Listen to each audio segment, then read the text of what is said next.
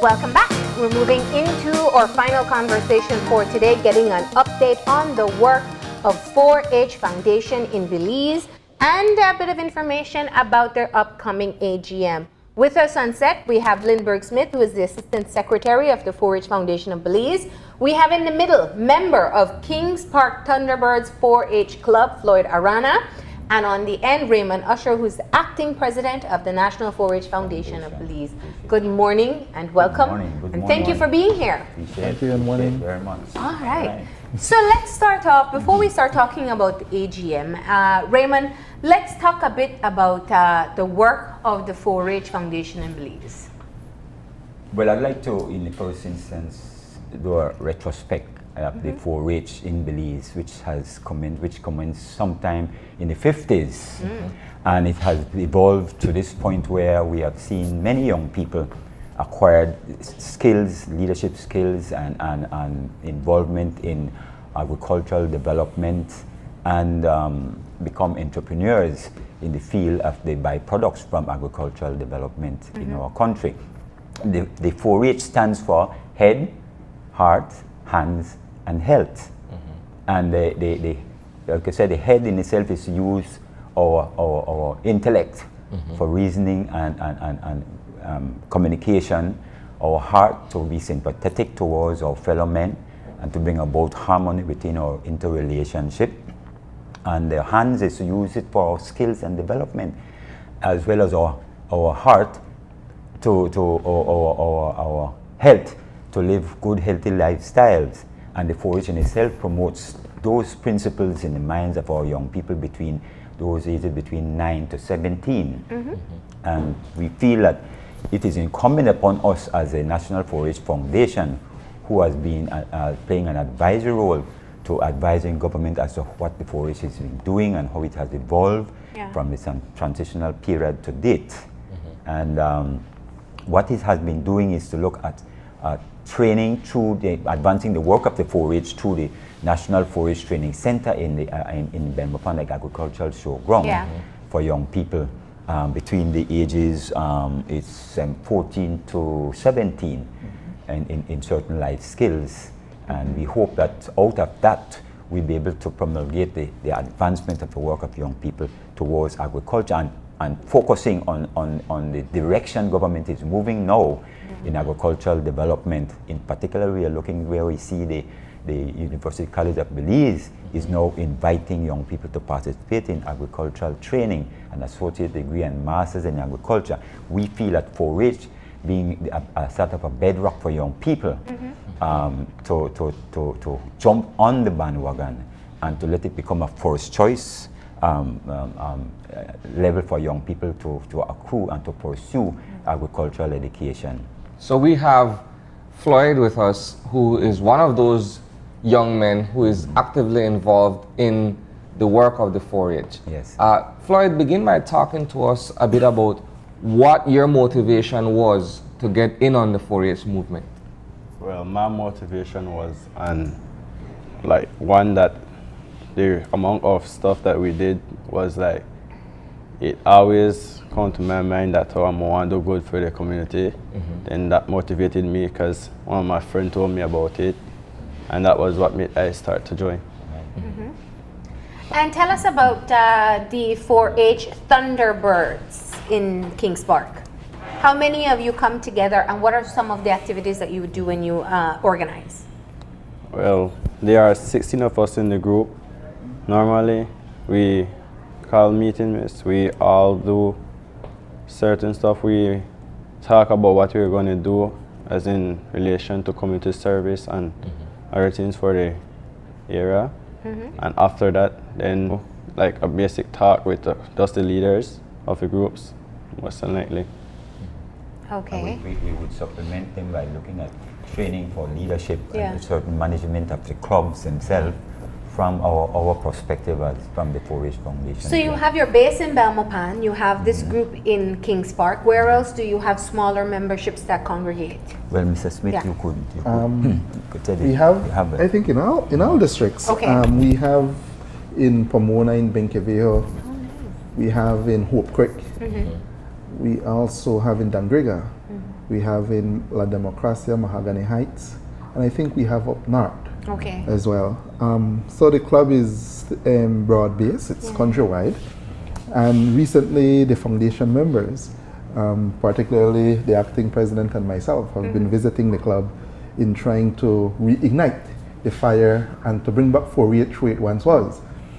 If we look back at the history, we know that 4-H was agriculturally inclined and Yes. heavily agriculturally inclined Yes. You could say that back again. in the early day.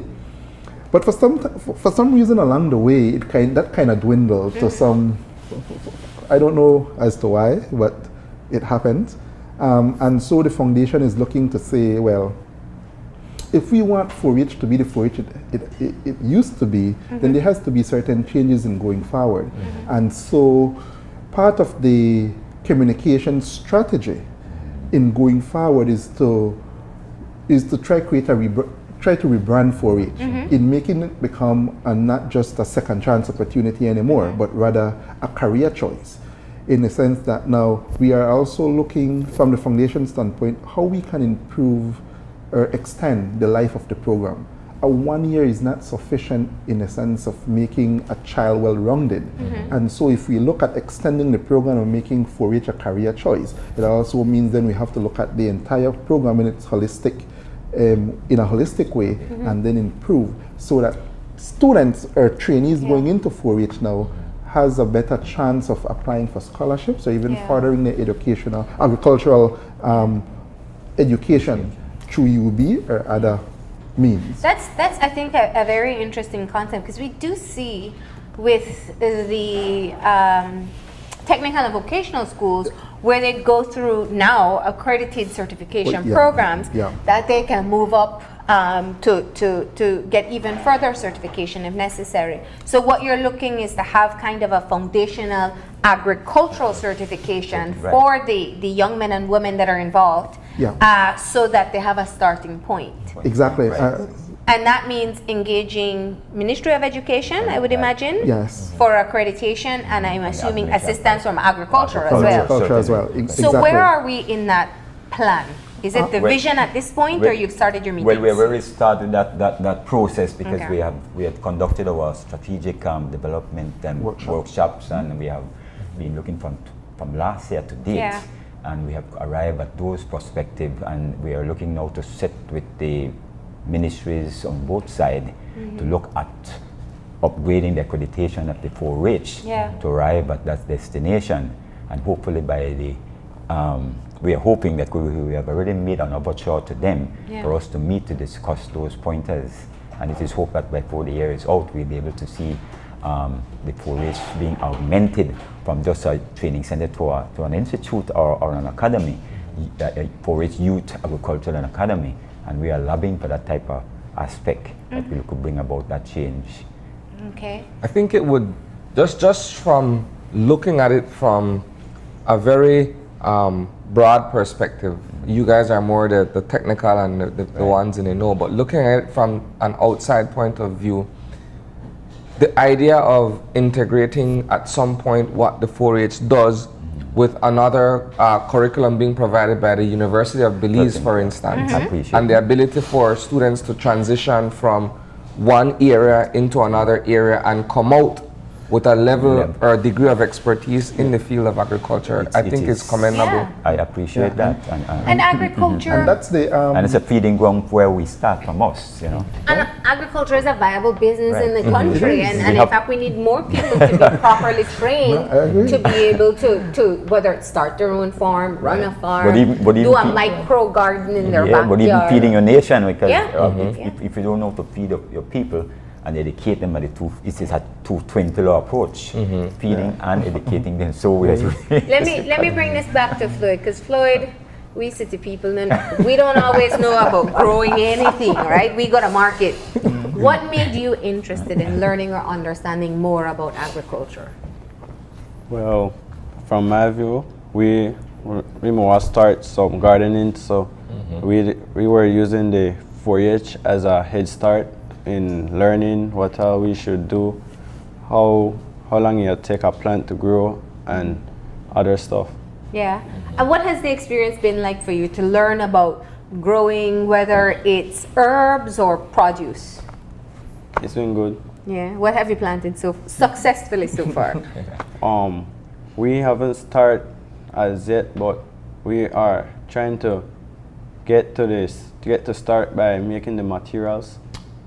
I think they were looking at the raised bed backyard. Oh, sort of, nice. and Backyard gardens, yeah. Developing that type of approach, and you know, each person might have a small backyard, but Yeah. it's not to augment the mass plantation, but it's Yeah. a way of starting at home and building that you could open your back door and go out and pick the fresh Tomatoes or produce. pepper or And whatever some it is people you're are growing. starting, You know, you at that know. time. And we wanted to reach into the homes and the primary schools and the Yeah. tertiary levels, that we could start from that level, and we'll be reaching out fully enforced by that in that approach.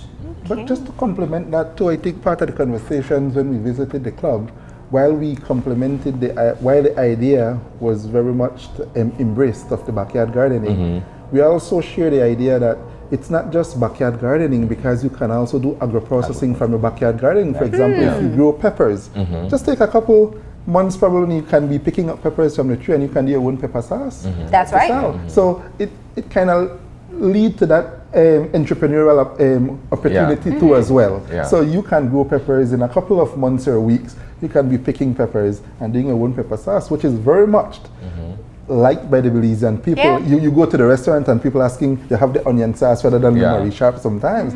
So it's a money making kind of an event too as well. So we try have them look at it through the lens of not just planting, Yeah. but look at what you can get from this too. So you know, We've also seen the move for community spaces for gardens, Yeah. where Right, a yeah. community can benefit from one garden in one area.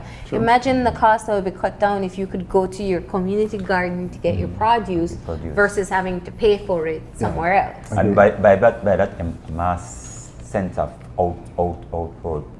outreach arrangement, we are looking at the produce that derives from all these interaction from the various clubs throughout the districts, and so we are seeing the 4-H developing its own 4-H cooperatives as a marketing of these produce, whether it is agro-industry, from the processing of all the produce that we derive from the development. Yeah. But the time is coming when we feel that it is incumbent upon us now to take that challenge. And we are appealing to the community to embrace the 4-H as an alternative, not an alternative, but a first choice opening for young people to become self-sufficient and great entrepreneurs in the various agro-industries and areas that we could think about. All right, so the AGM is a great opportunity for people to learn more about the 4-H. So tell us the details about the AGM and some of the things that you hope to execute there. I know in the AGM this year we have downscale a little. Okay. It will be at Nemo building in Belmopan, and we are catering for at least 60 members. And the reason is because in November of this year, I know it's Youth Week, and within that Youth Week, 4-H will be having its 4-H Day, which brings together the entire club, and they will be having fun and competition and different things going on. So it is within that space then that we will be bringing all the club members together. So we're just asking for representatives from each club to be at the AGM, and so hence the reason I guess we get a smaller building and a smaller venue. So is it invitation? Yes, it's invitation. We have put together invitation and distributed. Right. And remember, it's a reporting approach to promote what we expect to achieve and to and setting the tone and vision. Based on the strategic development plan that we're about. Do you have any young people on your executive? Yes. No, not on the executive. From the 4-H Foundation. From the field, from the youth department. Yes, that was recently agreed. Because it's always a great idea to have them on board, because Floyd could be a new executive as well. They will play a role in time. I know the leaders, they have quite we have some young leaders too. So I know, for example, I've met the La Democracia one, so it's quite a youth in all means. And you have some of the other leaders who are members within their community and who try to have done all other things. But what I was impressed about with the visit is that while the 4-H is agricultural based, or looking at that agriculture, I noticed the clubs were quite into skill building too as well. For example, Mahogany Heights, I noticed, do a lot of sewing. Their computer, they do a lot of other life skills training. And so I think the clubs are well rounded in that way, no? Most of them. You know, life skills are always important, even if you're going to have an agricultural background. Floyd, what would you say to other young people about getting involved in the 4-H? Why should they get involved? Yes, well, they should get involved because with the 4-H, it keeps them out of trouble, keep them off the street, and it teaches them a better way of how they can gain from just one small club or something and make other clubs larger. Yeah. What are you looking forward to growing? I'm looking forward to grow different type of vegetables and other fruits. All right. And today we are having the 4-H camp. Oh, you're having a summer camp in Belmopan? Yes, in Belmopan. Right. Okay. How many kids do you have signed up? About 40. Okay. About 40 kids they're expecting, and it's the opening this morning. And so the president should be heading there after. The acting president should be heading there after this to be a part of that. All right. Well, we'll make sure you're on time. on time. We want people to know that there are 4-H organizations or groups across Belize, and they can contact the headquarters to be able to get in touch with them to get the additional information. That's the number up there? Yeah, that's the number right there. I'd like to interject here too that the 4-H Foundation sponsors scholarships for young people attending 4 years. Fantastic, right? And they're also on Facebook, so you can contact them there as well. And it's a great opportunity to get involved and learn some important skills. That's true. And I just want to add, stemming from what the acting president said, it's not just about scholarship, but what the 4-H do every. So I think it's every other year.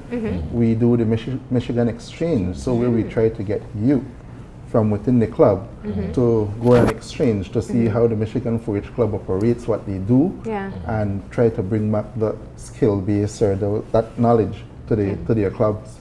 So and it's something. It's not just a exchange for the youths, but it's also some kind of exposure to see how things are done at another level. No? So it's a great, there are other opportunities that can come up as well. Well, thank you for stopping in and giving us an update as to what's happening with the 4-H. Their summer camp starts today in Belmopan. Their AGM is coming up, but it's by invitation only, and you'll be setting the tone for the upcoming year. And we want you to know that you can be able to join a 4-H club ages 9 to 17 in your area. Just contact them and find out who the right point person is.